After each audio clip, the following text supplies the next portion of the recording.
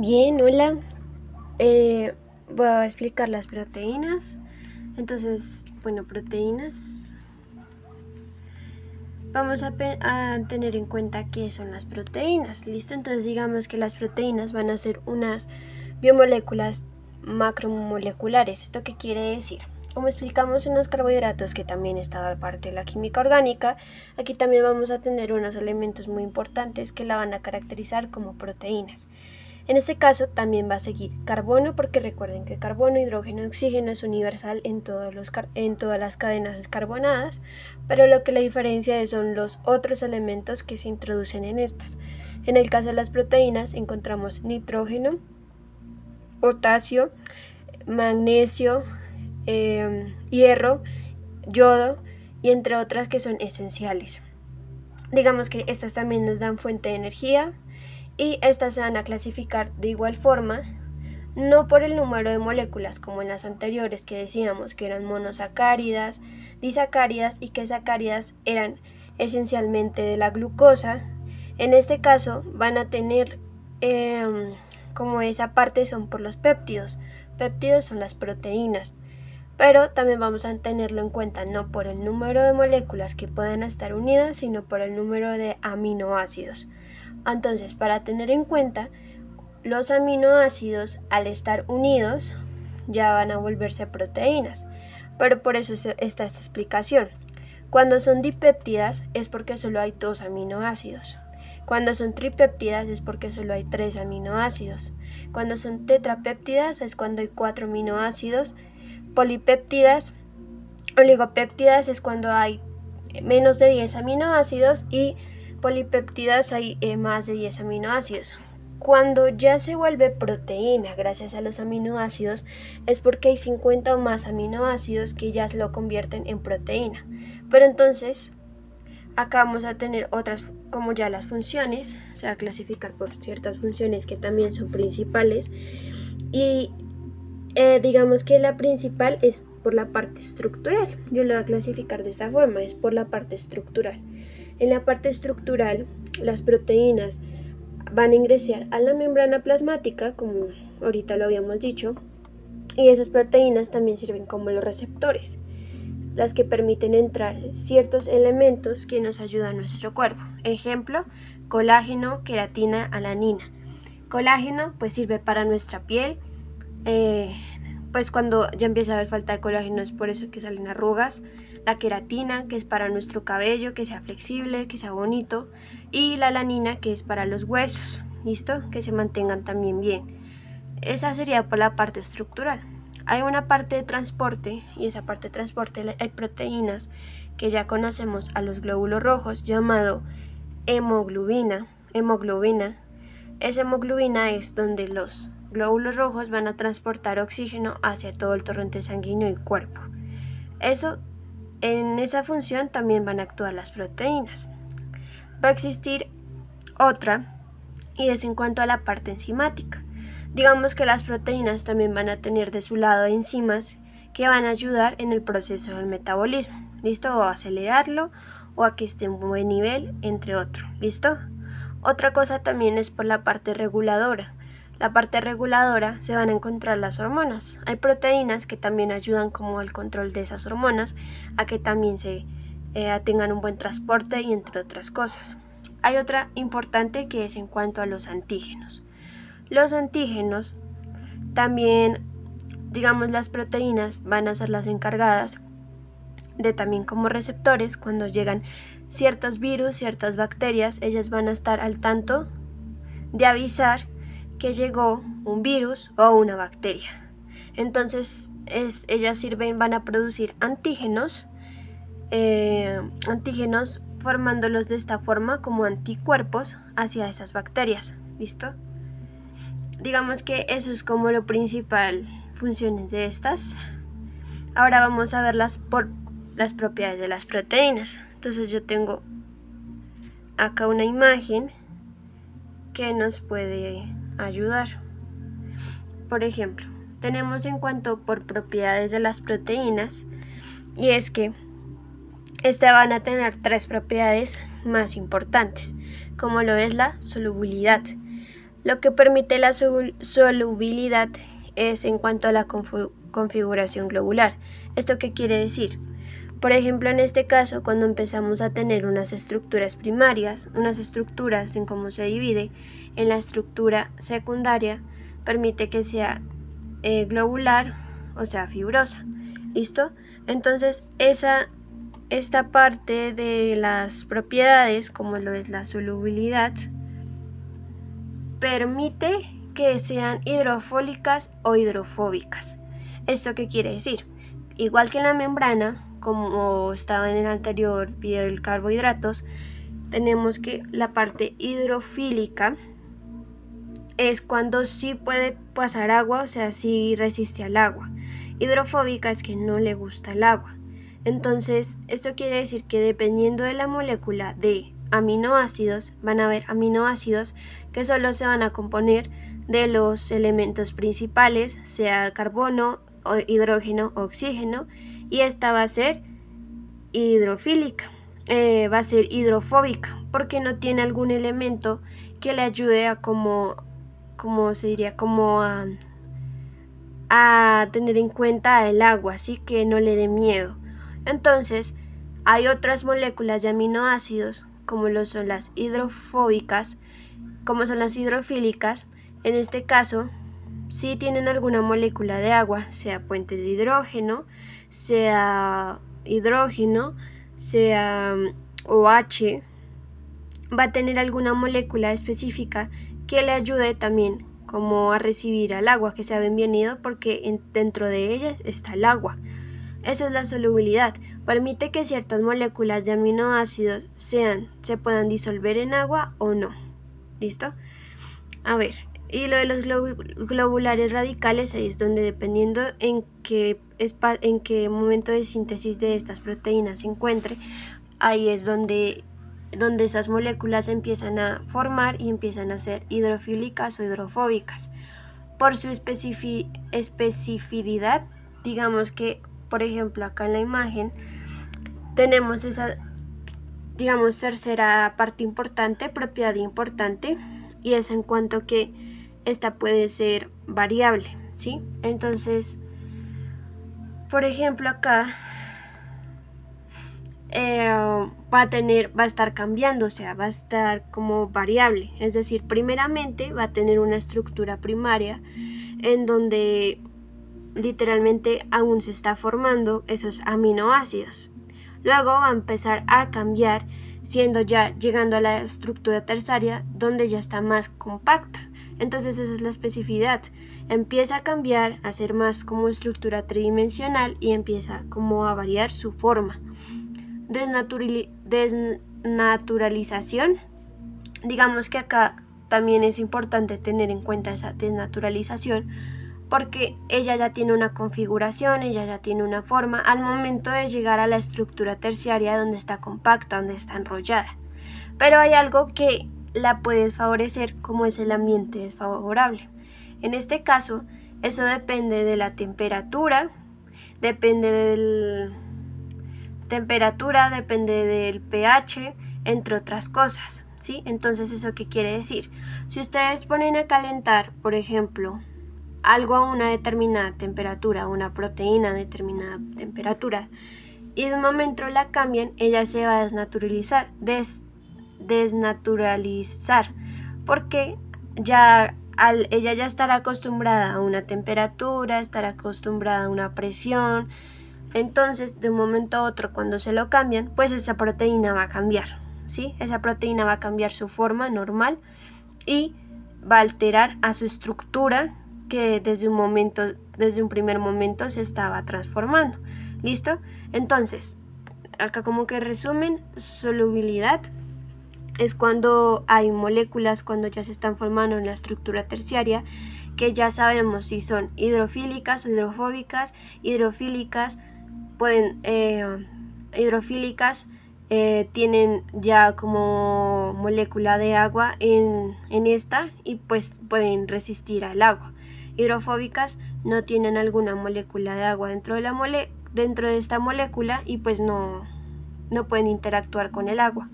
Especificidad Entonces ya tenemos en cuenta que allá al tener ya una estructura, un comienzo de la estructura va a variar de tamaño y de forma, porque existen 3 tipos de estructuras, en donde primero empieza de una forma y termina de otra. Desnaturalización, ya estando en estructura secundaria y terciaria, si uno pone a cambios externos a esas proteínas, a temperatura, presión, pH, esta va a cambiar su forma inicial. ¿Listo? Amortiguador de pH, digamos que es carácter anfótero. La proteína tiene la oportunidad de ser ácida o básica, ¿sí?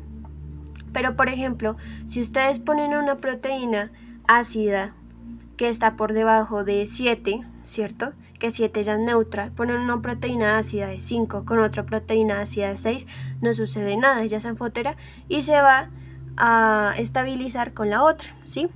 En cambio, si ustedes ponen una proteína ácida de 5 con una proteína básica de 9, que ya está por arriba de 7, esta no se va a estabilizar y en tal caso va a perder su pH y su tamaño inicial, su forma y pues lo que era la proteína. Entonces, amortiguador de pH significa ella se puede estabilizar siempre y cuando los valores de pH no cambien mucho. ¿Listo? Clasificación: proteínas vegetales, proteínas animales. Aquí lo que nos dicen es que los aminoácidos, ya sabemos que estos existen también en la cadena de ARN, o sea, la cadena de ácido desoxirribonucleico. En este caso, ya tenemos en cuenta que existen unas bases nitrogenadas, ¿verdad? Entonces, esas van a componerse adenina, guanina, citosina, entre otras, porque esa nos ayuda pues a la formación de ese ADN y también existen proteínas. Entonces, cada aminoácido va a estar formado por esas bases nitrogenadas. Es por eso que aquí nos dicen que está la adenina y la guanina, porque como el anterior de los carbohidratos había moléculas cíclicas o en forma de anillo, aquí en el ADN también se forma eso. Y las que son purinas, es decir, en formas de anillos, son las adeninas y las guaninas. ¿Listo? Ahora, clasificación de las proteínas. Entonces, se van a clasificar por su composición, es decir, simples o complejas. Simples es como holoproteínas, es decir, que solo se va a conformar de un tipo de proteína. Y heteroproteínas, es decir, que hay más de 2 tipos de proteínas. ¿Listo? Va por con su conformación, o sea, lo que les decía, van a existir 3 o 4 tipos de formas para la proteína que va a estar cambiando. En este caso van a existir 2 tipos, fibrosas o globulares. ¿Listo? Que eso pues lo explico más adelante. Según su solubilidad, es decir, si pueden ser disolverse en el agua o entre otras sustancias líquidas como la albumina. La albumina, recuerden que está en el hígado y es la que nos da nutrientes, vitaminas a nuestro cuerpo y también es como una base líquida. ¿Listo? Entonces, aquí digamos lo que dice según su composición, que son las heteroproteínas, es decir, si hay más de 2 proteínas. En este caso nos están hablando sobre las glucoproteínas.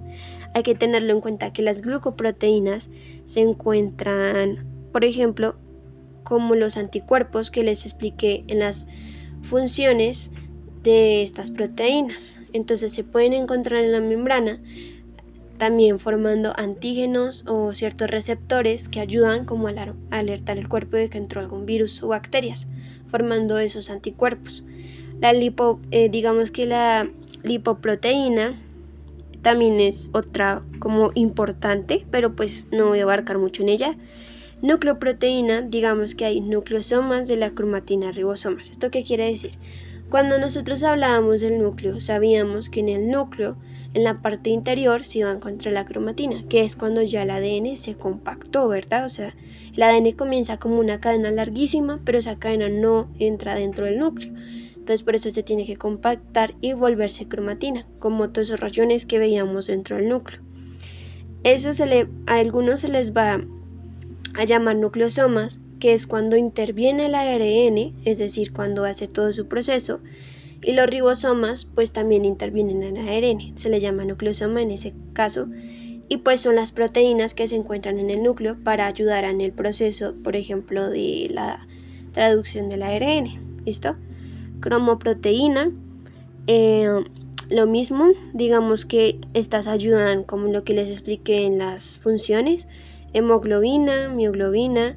Entonces hay proteínas transportadoras que nos ayudan, por ejemplo, en el caso de glóbulos rojos, ayudar a esos glóbulos rojos a transportar el oxígeno por todo el torrente sanguíneo al cuerpo. ¿Listo? Ahora, digamos que acá como proteínas según su conformación, pues digamos que las globulares son como más compactas, que son las que ustedes encuentran en la parte izquierda arriba, y las fibrosas son las que encuentran en la parte derecha en la arribita.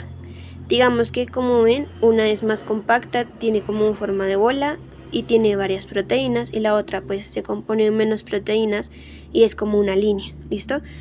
Pero acá dice como generalmente sus propiedades, pero eso lo explico más adelante. ¿Qué es un aminoácido? Ahora vamos a explicar de qué se compone el aminoácido. El aminoácido va a tener unas estructuras fundamentales para diferenciarlo. Entonces, en esta imagen, nos vamos a guiar por esta imagen, vamos a encontrar al lado izquierdo un grupo amino. ¿Pero qué es ese grupo amino? Pues el grupo amino, como ustedes ven, es NH2. ¿Pero por qué es NH2? Tiene una molécula de nitrógeno, que es N, y tiene 2 moléculas de hidrógeno, por eso es H2, ¿listo? O sea, el aminoácido se diferencia de otros porque tiene esa molécula de NH2 a su lado izquierdo. A su lado derecho encontramos el carboxilo.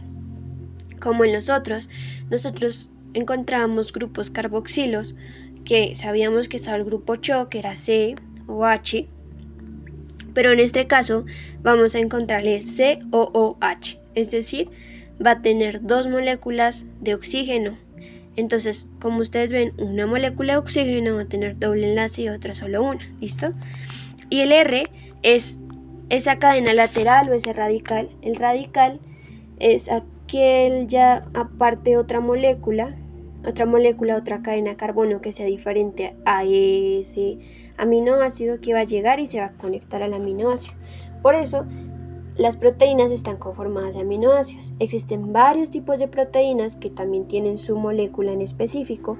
Va a llegar al aminoácido y para que sea proteína tiene que complementarse con el aminoácido, que llega a conectarse por esa parte R. ¿Listo? Ok. Digamos que aquí, ¿qué va a pasar? Van a existir unos esenciales. Esos esenciales son los que cuando nosotros consumimos comida, sea animal o vegetal, esos esenciales va a ayudar a nuestro cuerpo a producir nutrientes y seguir su función. Los no esenciales son aquellos que no necesitan ser sintetizados igual que los esenciales porque no son tan importantes, no son importantes dentro de nuestra nutrición. Y los semiesenciales pues pueden cumplir por una parte algunas moléculas, son esenciales para entrar a nuestro cuerpo, cumplir su síntesis al momento de nosotros consumir algún alimento, pero por otra parte hay algunas que no nos sirven de nada. ¿Listo? Eso es lo que explican ahí. Ahora sí vamos a empezar las estructuras. Entonces, no es difícil, ya teniendo en cuenta cuál es la estructura del aminoácido, ya sabemos diferenciarlo. Entonces, por ejemplo, aquí en la estructura primaria tenemos un aminoácido y tenemos otro aminoácido. Aquí podemos ver al grupo amino y podemos ver al otro grupo. Algo que quiero que tengan presente es que, como en los carbohidratos, siempre van a existir las Cs, que es el carbono, ¿cierto? Estas de acá. Esas Cs van a tener posibilidad de enlazarse, por ejemplo, a la amina, que es parte del aminoácido, y al grupo COOH, que es parte del aminoácido. Esto es porque tiene enlaces. Entonces, estas rayitas de aquí son los enlaces. Entonces, algo que la profesora dijo en clase es que ellos eran tetravalentes. ¿Eso qué significa? Tetra sabemos que se compone de 4, ¿cierto? Es decir, que el carbono siempre va a tener 4 carbonos a su disponibilidad para que otras moléculas lleguen a unirse. ¿Listo? Eso es tetravalente. Entonces, ¿qué va a pasar? Aquí tenemos el grupo amina a nuestro lado izquierdo N y las dos H, NH2. Y aquí al otro lado el grupo carboxilo, CO, arriba el O de doble enlace y el H, ¿listo? Entonces, ¿qué pasa? En la estructura primaria lo que nosotros vamos a reconocer es cada grupo aminoácido, ¿listo? Cada grupo aminoácido unido mediante un enlace llamado peptídico, ¿listo? Por ejemplo acá. En este caso tenemos igual nitrógeno, 2H, NH2. Acá tenemos a este lado COOH, ¿cierto? Aquí tenemos, es decir, acá tenemos la unión de dos aminoácidos. Miren, un aminoácido está acá, está el central, abajo está un radical, arriba el hidrógeno, el COOH, y a este lado tenemos el NHH2. ¿Qué fue lo que pasó? Parte del NH y la parte de acá, por ejemplo, a esta molécula le hacía falta el COOH, se va a unir en la otra molécula por esa parte, o sea, va a quitar su nitrógeno, el otro nitrógeno que tenía en la parte de arriba, y va a quitar un oxígeno, ¿cierto? Uniéndose por un enlace llamado peptídico, ¿listo? Miren, unión con el grupo amino, se une un NH2 a un grupo carboxilo, ¿listo? Entonces, ¿qué es lo que pasa? Esa estructura primaria es cuando se empiezan a unir varios aminoácidos y empiezan a conformar, o se unen aminoácidos por el enlace peptídico. Eso es lo que sucede, ¿listo? Por el momento tenemos aquí esto así. Se empiezan a unir varios aminoácidos, se empieza a formar la cadena, etcétera, etcétera. Y pues ya dependiendo de cuántas cadenas de aminoácidos haya, ya empezamos a nombrar si son polipéptidos, que es cuando ya es una proteína. Polipéptidos es que son ya 50 y más de 50, ¿recuerdan? Entonces, estructura primaria, se unen aminoácidos a partir de un enlace peptídico. Estructura secundaria. ¿Qué va a pasar aquí? Aquí vamos a tener dos tipos de estructuras que van a empezar a tomar esta cadena de acá larguísima de aminoácidos. Entonces, se puede hacer de dos formas: con hélices o por una estructura enrollada. La hélice es como la de la cadena de ARN que vemos acá, o una estructura enrollada como un papel pregrado, o sea, es decir, como aquí un crespito bien formado y acá un crespito medio formado o liso. Entonces, a de aquí vamos a empezar a tener en cuenta varias cosas. Por ejemplo, vamos a empezar a identificar dónde está el grupo amino, dónde está el grupo CCOH, entre otras. ¿Listo? Entonces, en este caso acá lo vemos mejor. Miren, si ven que las moléculas moradas son el grupo R, moléculas moradas son el grupo R, moléculas moradas, grupo R. Y algo que ustedes puedan ver es que esas moléculas moradas se encuentran al extremo de esa cadena, ¿cierto? Se encuentran al extremo. Son los grupos laterales, ¿listo? Van a encontrar ahora el grupo C, ¿cierto? En donde está C con su O y con su H, ¿cierto? Miren, por ejemplo, C, su O, C, acá CO, ¿sí ven? Que esa es la otra parte del aminoácido. Y el grupo NH, que es la otra parte del aminoácido, encontramos, por ejemplo, aquí N, un H, ¿cierto? N, un H, N, su H. ¿Qué va a pasar? Esta molécula, para que se sostenga y para que tome esta forma y para que la siga teniendo, va a unirse mediante puentes de hidrógeno, pero dentro de la molécula. O sea, no con otra molécula como pasaba en el ADN, que una cadena se unía con otra por medio de puentes de hidrógeno, sino dentro de la misma cadena se va a unir. Entonces, los puentes de hidrógeno van a salir y se van a unir solo por el oxígeno y los H. Oxígeno H, miren. Oxígeno H, oxígeno H, oxígeno H, oxígeno H, H oxígeno, oxígeno H. Por acá habría otro. Únicamente se van a unir por el oxígeno y por el hidrógeno. ¿Listo? El oxígeno del grupo COOH y el aminoácido, el hidrógeno por el grupo amina. ¿Listo? Ahora,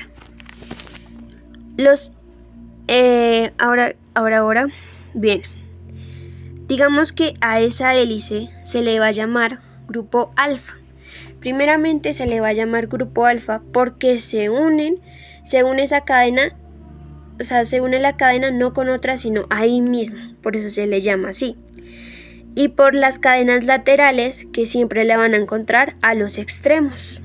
¿Listo? En cambio, a esta, que es la lámina B, por ejemplo acá, miren, si ven, van a encontrar dos formas, enrollada y casi no enrollada. Sí se van a unir dos moléculas.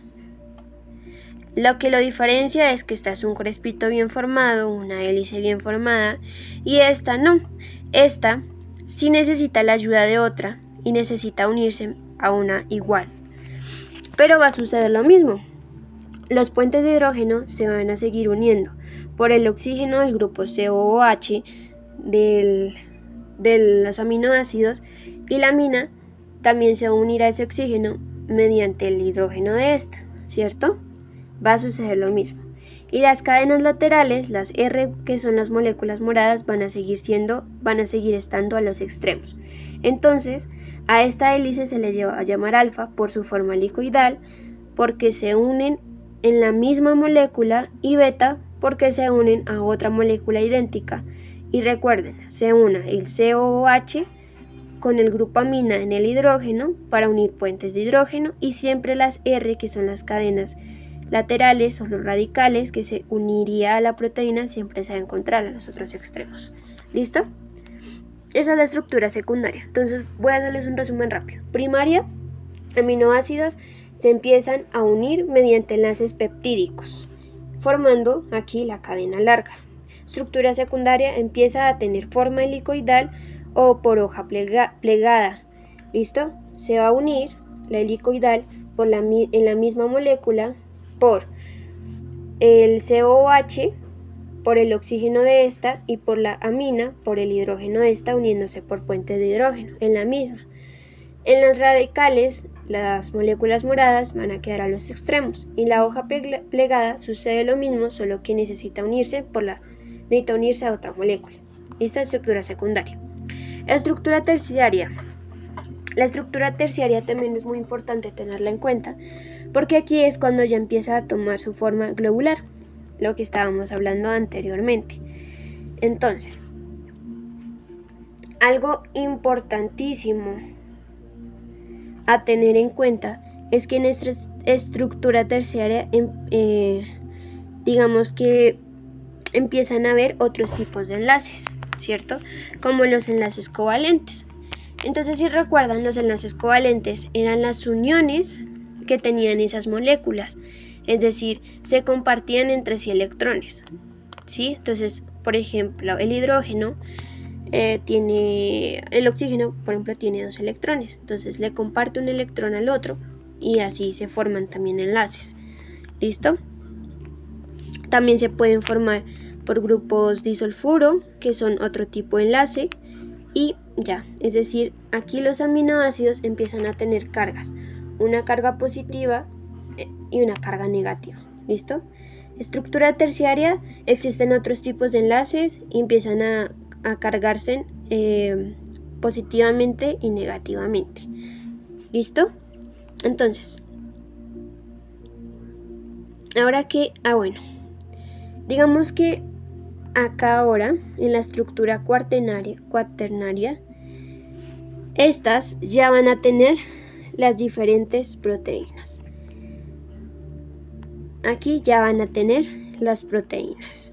Entonces, como ustedes ven acá en esta imagen, va a estar una alfa, es decir, una bien formada, un crespito bien formado, o sea que esta molécula se unía se unía en sí misma, y la beta que se unía en dos moléculas iguales. Acá hay otra beta, y aquí en donde dice hierro es porque se está uniendo mediante esos enlaces de disulfuro o de hierro. ¿Listo? Entonces, ¿qué pasa en la estructura cuaternaria? La estructura cuaternaria ya empieza a formarse esa forma globular, ya empiezan a haber más proteínas en una sola, hay diferentes proteínas. Esto no va a ocurrir con todos los aminoácidos. Recuerden que los aminoácidos son un grupo muy grande que se va a transformar en proteínas, pero solo son proteínas si son polipéptidas, es decir, que hayan más de 50 aminoácidos unidos. Entonces les voy a hacer de nuevo el resumen. Estructura primaria: se unen mediante enlaces peptídicos cada uno de los aminoácidos, conformado por un grupo amina y un grupo COOH o grupo carboxilo. Estructura secundaria: empiezan a tomar forma alfa o beta. Forma alfa: se unen estas moléculas en sí misma, o sea, por sí misma, uniéndose por el COOH en el oxígeno y la amina por el hidrógeno. Y los grupos laterales o radicales, en donde se van a unir otras moléculas, van a quedar en la parte exterior. La amina beta ya tiene una forma de hoja plegada, aquí ya se va a unir a otra molécula, igual por el grupo amina H, por el grupo COH oxígeno, por puentes de hidrógeno. ¿Listo? Estructura terciaria: aquí ya empiezan a haber otros tipos de enlaces covalentes, enlaces de disulfuro, también puentes de hidrógeno. ¿Listo? Y van a empezar a tener cargas positivas y cargas negativas. Estructura cuaternaria: ya empieza a tener su forma globular, se compone ya de varias proteínas unidas desde diferentes enlaces y por ejemplo acá algo a tener en cuenta, nos están diciendo ya enlace primario unido por enlaces peptídicos. La estructura secundaria: ya empiezan a tener una forma, se empiezan a unir por puentes de hidrógeno. La estructura terciaria: esta ya, digamos, ya empieza a tener otros tipos de enlaces y empieza a tomar esta forma globular. Si notan, empieza a enrollarse de una manera más compacta. Y en la cuaternaria es porque ya tienen más de una proteína, es decir, ya hay un polipéptido, aquí ya hay un polipéptido. En la terciaria hay 50 o más proteínas, pero en la cuaternaria se unen proteínas, una proteína de 50 polipéptidos a otra proteína por un enlace diferente. Eso es lo que cambia. ¿Listo? Ahora vamos a empezar a hablar del metabolismo, es decir, cómo al momento de nosotros consumir esas proteínas o cómo las proteínas nos ayudan en la digestión. ¿Listo? Entonces, voy a explicárselos por medio de esta imagen. Nosotros primero vamos a hacer la masticación, ¿cierto? Vamos a introducir la comida a nuestra boca y los dientes van a masticar. Vamos a pasar la comida y va a empezar a existir lo del bolo alimenticio, ¿cierto? El bolo alimenticio es cuando esa comida, ese alimento se empieza a desintegrar. Primero se desintegra masticándolo, luego cuando pasa y por último llegando al estómago. El estómago tiene un ácido muy importante llamado ácido clorhídrico. Ese ácido clorhídrico, ¿en qué nos va a ayudar? Primeramente llega el bolo alimenticio al estómago en el ácido clorhídrico y lo que hace digamos que el ácido clorhídrico también es producir un pepsinógeno. El pepsinógeno es cuando está inactivo. ¿Eso qué quiere decir? Es decir, que aún no tiene la función principal, que es terminar de desintegrar a ese bolo alimenticio. El ácido clorhídrico, cuando llega al bolo alimenticio, actúa sobre el pepsinógeno para que sea activo y empiece a terminar de desintegrar a ese bolo alimenticio en el estómago. Pero eso solo pasa si entra en contacto con el ácido del estómago, o sea, el ácido clorhídrico tiene que despertar a ese pepsinógeno. Una vez hecho esto, ya vamos a pasar a la siguiente fase de la digestión, junto con las proteínas. ¿Listo? Entonces, vamos a ir al intestino delgado.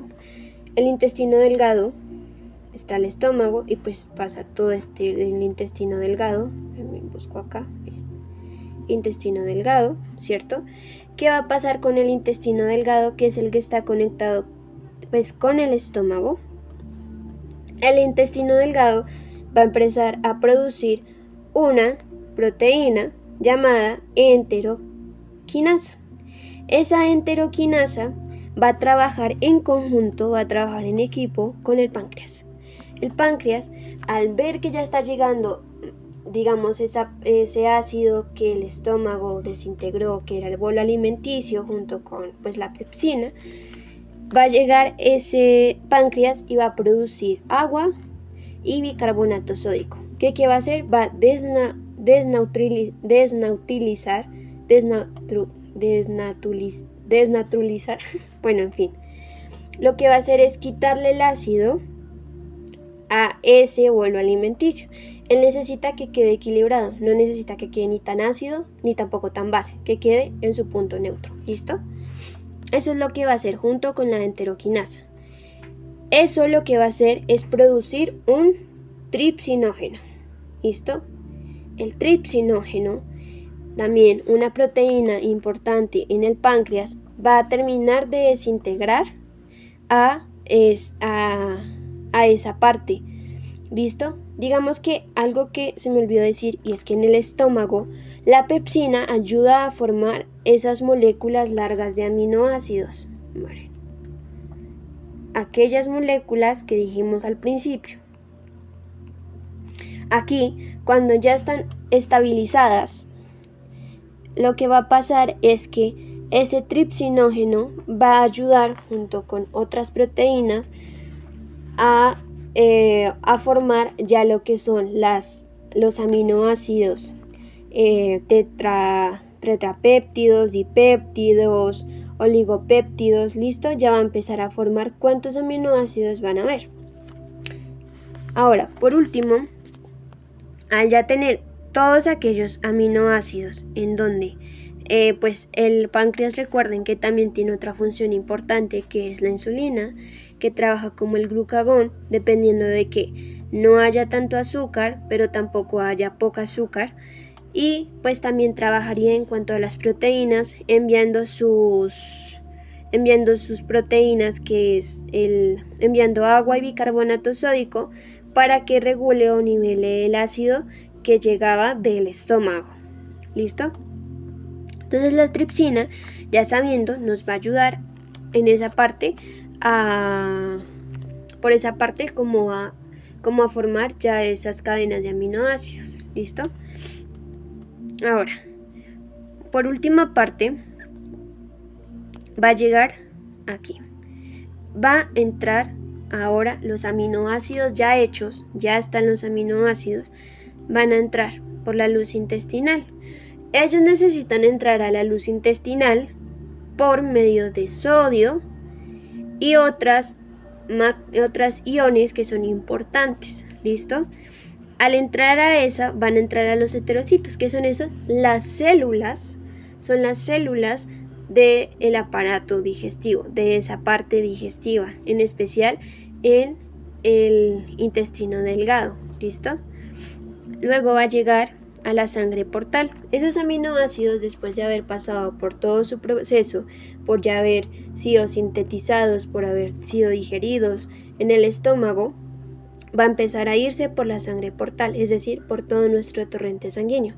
Pero hay algunos aminoácidos que se van a quedar en la luz intestinal, en la parte digestiva, porque ellos van a ayudar, ¿cierto?, a que cuando lleguen otra parte del bolo alimenticio, pues ellos van a ayudar en ese proceso. ¿Listo?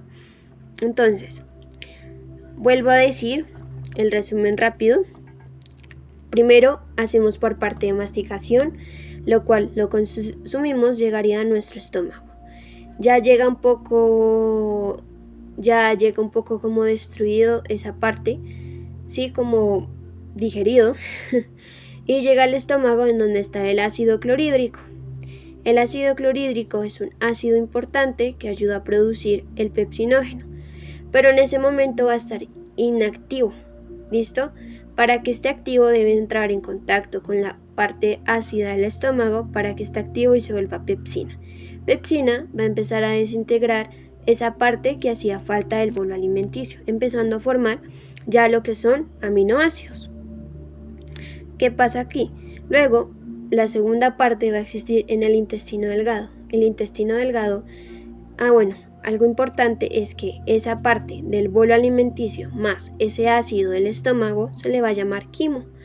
Luego va a llegar al intestino delgado ese quimo, recuerden, el ácido con el bolo alimenticio, que ya está más desintegrado, llega al intestino delgado y va a empezar a actuar la enteroquinasa en conjunto con el agua y bicarbonato sódico que produce el páncreas para desnaturalizar, es decir, como bajar ese tanto ácido que tiene esa parte del quimo.